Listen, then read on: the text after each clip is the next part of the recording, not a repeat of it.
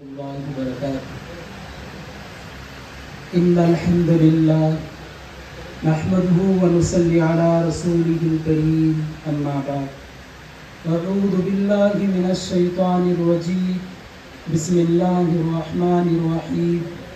فانكحوا ما طاب لكم من النساء مثنى وثلاث ورباع. صدق الله العظيم.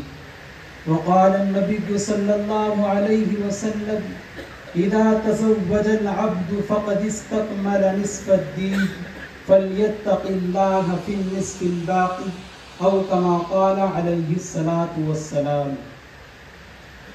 صدر محترم اور حاضرین جلسہ، آج کی اس بابرکت اور عظیم الشان محفل میں جس موضوع پر لب کشائی کی جسارت کر رہا ہوں وہ انتہائی اہم موضوع ہے، جس سے میری مراد نکاح ہے۔ خالق کائنات نے انسان کی تخلیق بہترین انداز میں فرمائی ہے اور اسے ایک خوبصورت سانچے میں ڈھالا ہے اور اس میں فطری طور پر خواہشات اور جذبات کا افور رکھا ہے، اور خالق کائنات نے اس فطرت کے تقاضوں کو پورا کرنے کے لیے حلال راستے بتلائے ہیں۔ چنانچہ انسان اگر فطرت سے بغاوت کرے گا تو یہ فطرت حرام راستوں کو اختیار کرے گی، لہذا انہی فطرت کے تقاضوں میں سے ایک تقاضا جنسی تسکین کا بھی ہے، جس کی تکمیل کے لیے اللہ تعالیٰ نے نکاح کی شکل میں ایک راستہ عطا کیا۔ معزز حضرات، نکاح انسانی فطرت کا ایک تقاضا ہے، نکاح معاشرتی زندگی کا ایک معاملہ ہے، نکاح ایک دینی عبادت اور سنت نبوی ہے، نکاح ایک ذہنی سکون ہے، نکاح گناہوں سے بچنے کا بہترین سرمایہ ہے، نکاح نسل انسانی کے تحفظ کا ذریعہ ہے، نکاح نسل انسانی کے تحفظ کا ذریعہ ہے، نکاح زنا جیسے بدترین گناہ سے بچنے کا ذریعہ ہے۔ نکاح کے متعلق اللہ اور اس کے رسول صلی اللہ علیہ وسلم کے کئی فرامین موجود ہیں۔ ایک جگہ پر اللہ کے رسول صلی اللہ علیہ وسلم نے ارشاد فرمایا: اذا تزوج العبد فقد استكمل نصف الدين فليتق الله في النصف الباقي۔ تو دوسری جگہ ارشاد فرمایا: النکاح من سنتی وقال فمن رغب عن سنتی فلیس منی۔ تو ایک مقام پر ارشاد فرمایا: ان اعظم النکاح برکتا ایسره مؤونتا۔ تو دوسرے مقام پر ارشاد فرمایا: ثلاثة حق على الله عونهم المكاتب الذي يريد الأداء والناكح الذي يريد العفاف والمجاهد في سبيل الله۔ لیکن افسوس کے نکاح کی اس شکل کو ہم نے مسخ کر دیا اور اسے رسم و رواج کی شکل دی۔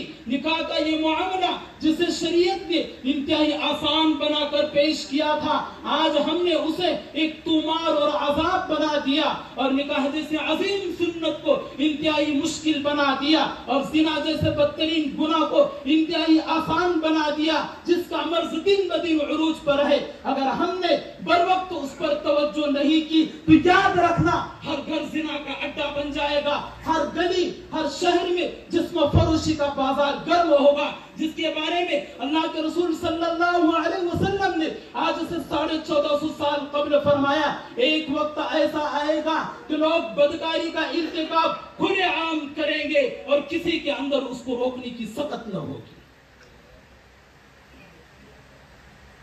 محترم حضرات، اگر ہم اپنے معاشرے کا انجام اس طرح کا دیکھنا نہیں چاہتے ہیں تو زنا اور بدکاری کو روکنا ہوگا اور اپنے بچوں کا نکاح وقت پر مسنون طریقے پر کرنا ہوگا، جیسا کہ اللہ کے رسول صلی اللہ علیہ وسلم نے اپنا نکاح ازواج مطہرات کے ساتھ فرمایا۔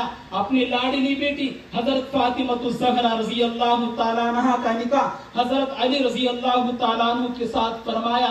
حضرت ام کلثوم اور حضرت رقیہ رضی اللہ تعالیٰ عنہما کا نکاح حضرت عثمان غنی رضی اللہ تعالیٰ عنہ کے ساتھ فرمایا۔ لیکن افسوس کہ آج ہماری شادیاں تماشا بنی ہوئی ہیں، بیجا اخراجات، بیجا فضولیات اور بے پناہ رسومات کا مرکز بنی ہوئی ہے۔ عزیز ساتھیوں، آج ہمیں ان تمام رسومات کا خاتمہ کرنا ہوگا اور اپنے شادیوں کو اللہ اور اس کے رسول صلی اللہ علیہ وسلم کی مرضی کے مطابق کرنا ہوگا، اور اس کا آسان اور سب سے بہترین طریقہ یہ ہے کہ ہم اپنے گھروں سے اس کی ابتدا کریں۔